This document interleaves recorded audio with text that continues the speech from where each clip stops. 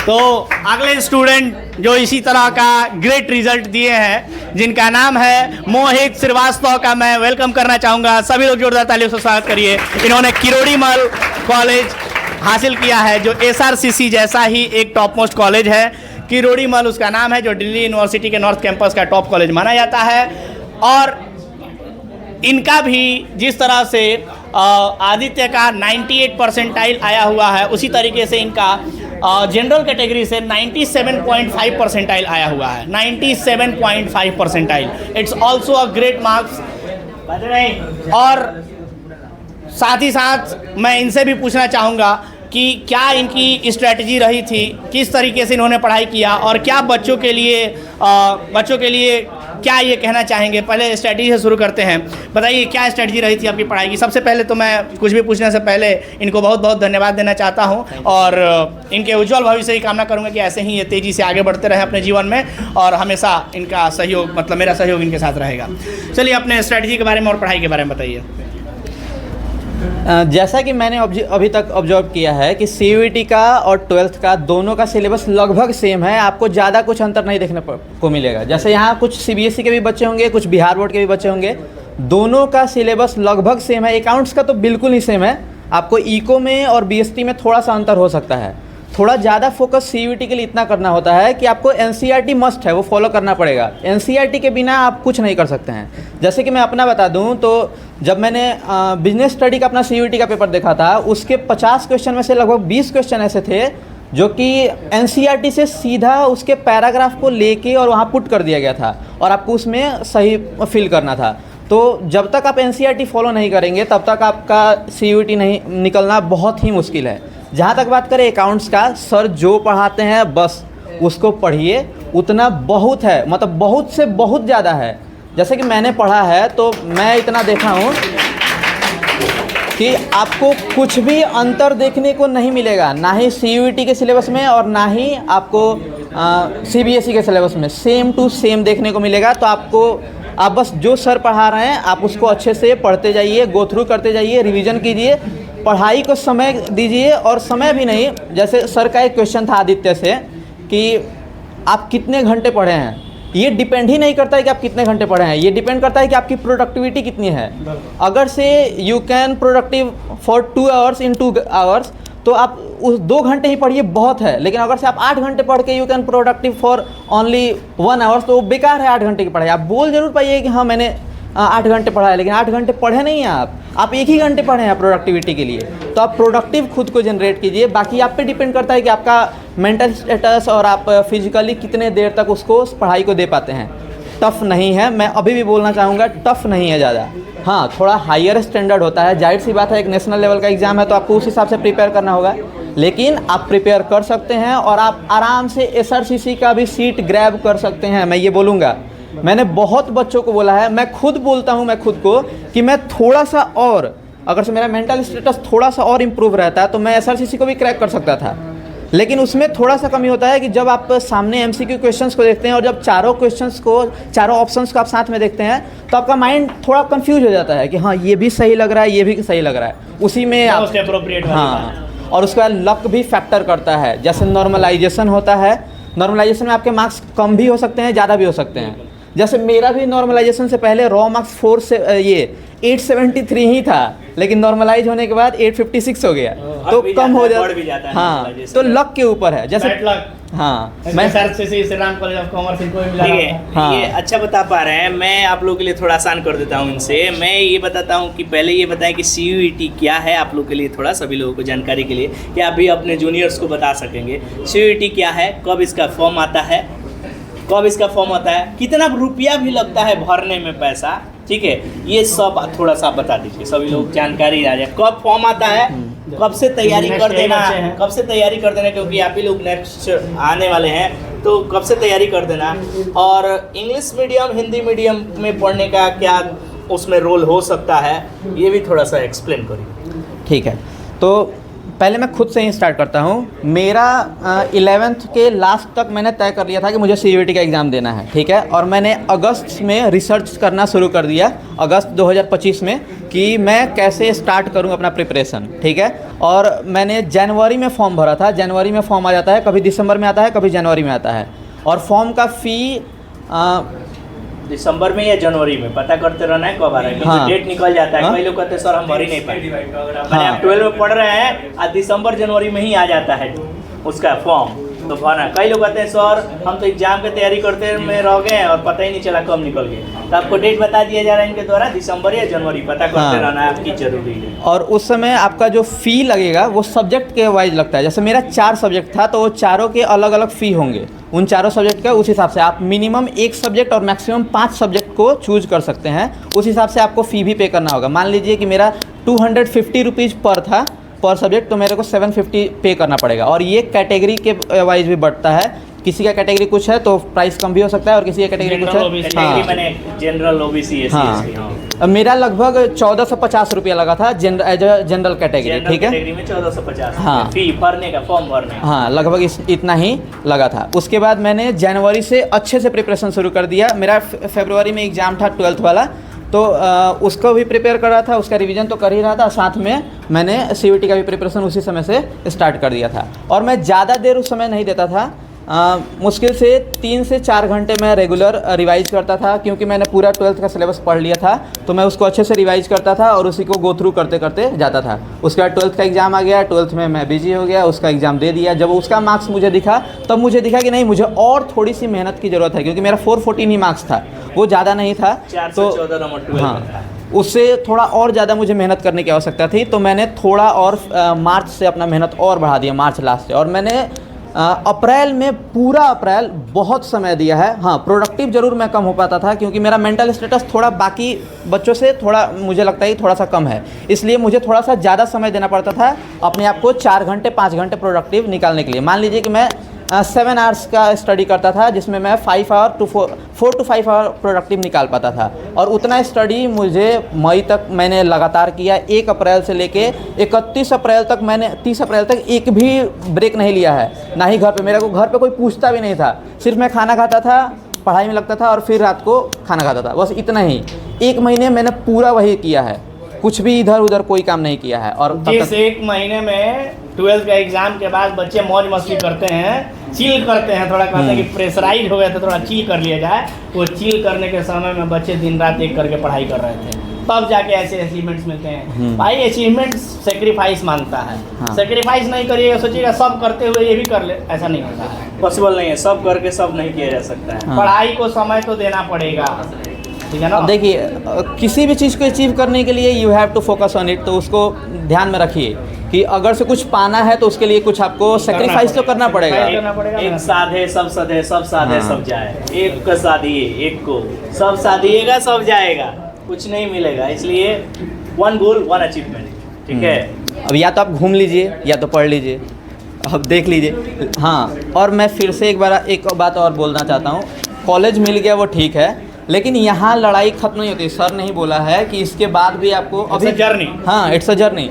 कुछ देर पहले ही मैं डिस्कस कर रहा था रवि सर से, तो रवि सर ने भी यही बोला कि आपको इसके हायर स्टडी के लिए भी जाना पड़ेगा, तभी आपको एक अच्छा स्कोप दिख पाएगा, आपका एक वाइड फोकस हो पाएगा, आप हर जगह चीज़ों को अच्छे से रख पाइएगा और एक अच्छे कंपनी पे प्लेस हो पाइएगा। यहाँ सब लोग ही मिडिल क्लास होंगे, सबका टारगेट यही होगा कि मैं एक अच्छे कंपनी में प्लेस हूँ, ठीक है, और अच्छा पैसा कमाऊँ, घर के लिए कुछ करूँ, कुछ अपने लिए लाइफ करूँ, को बेहतर बनाऊं, हाँ, फैमिली को लाइफ बेहतर सेटल्ड करूँ। और आप कॉमर्स में हैं तो खुद को कम मत आकिएगा, आप जहाँ हैं वहाँ कोई नहीं पहुँच सकता है। बिल्कुल, ये ज़्यादा जरूरी था। अब जैसे सोसाइटी जो कह रहा है वो सब बात सही कह रहा है, कोई जरूरी नहीं। समझ में आया ना।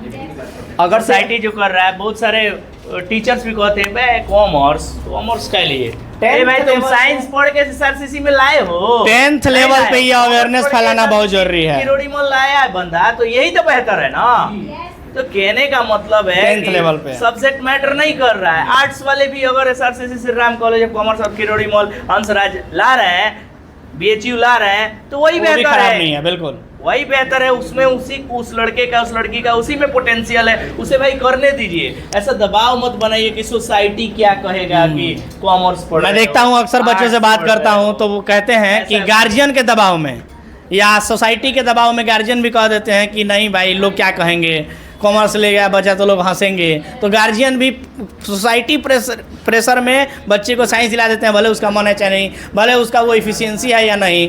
बहुत ज़रूरी है 10वीं लेवल पे ये अवेयरनेस फैलाना कि आप आर्ट्स या कॉमर्स पढ़ के भी बहुत बेहतर अपना करियर बना सकते हैं। सामने एग्जाम्पल है, और भी बहुत सारे बच्चे हमारे यहाँ से आप देख सकते हैं, आसपास जितने बच्चे हैं अपना बेहतर करियर बनाने में लगे हैं, इतने सारे रिजल्ट हुए हैं। एक CA CM में या अगर आप टॉप लेवल का कॉलेज हासिल कर लेते हैं, विश्वास मानिए आप कभी भी किसी से भी सोसाइटी में पीछे नहीं रहिएगा, ये मेरा दावा है।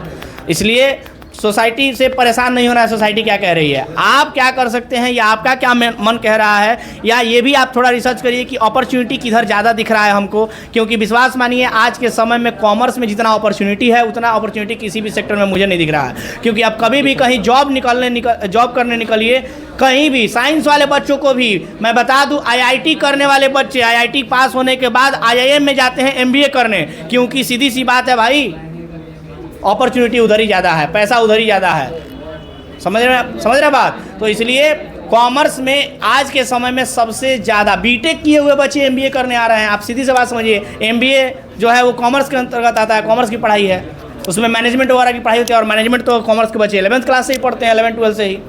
तो इसलिए कॉमर्स अगर आप ले रहे हैं तो बिल्कुल भी घबराने की बात नहीं है, बेहतर अपॉर्चुनिटी है, आप बेहतर अपना करियर बना सकते हैं। देखिए जो इन बच्चों ने कर दिखाया है ना, काबिलियत तारीफ है।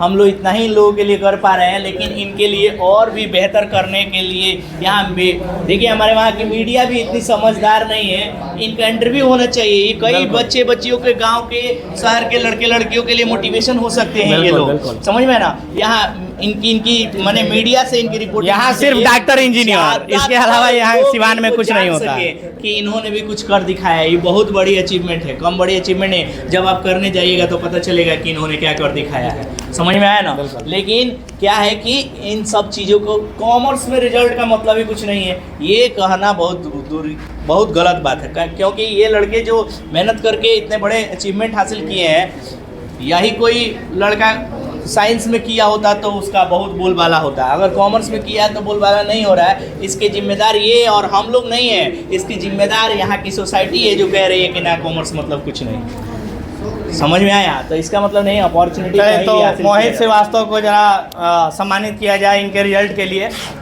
लाइए मेडल, लाइए प्राइज, लाइए इनके लिए। Thank you so much.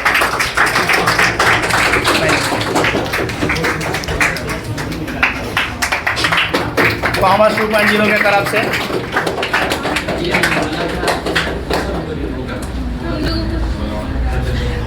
बिल्कुल। तो अगर आप में से किसी का कोई भी तरह का सवाल मन में आ रहा हो तो मोहित श्रीवास्तव आई थिंक आंसर करने के लिए रेडी है। आप लोग में से किसी का कोई सवाल है तो पूछ सकते हैं। किसी का कोई सवाल किसी भी चीज़ के बारे में, पढ़ाई लिखाई से संबंधित या व्हाटएवर आपके मन में किसी भी तरह का डाउट हो रहा हो, या फिर कहीं ऐसा है कि सारे सवालों का जवाब लगभग हम लोग दे दिए हैं,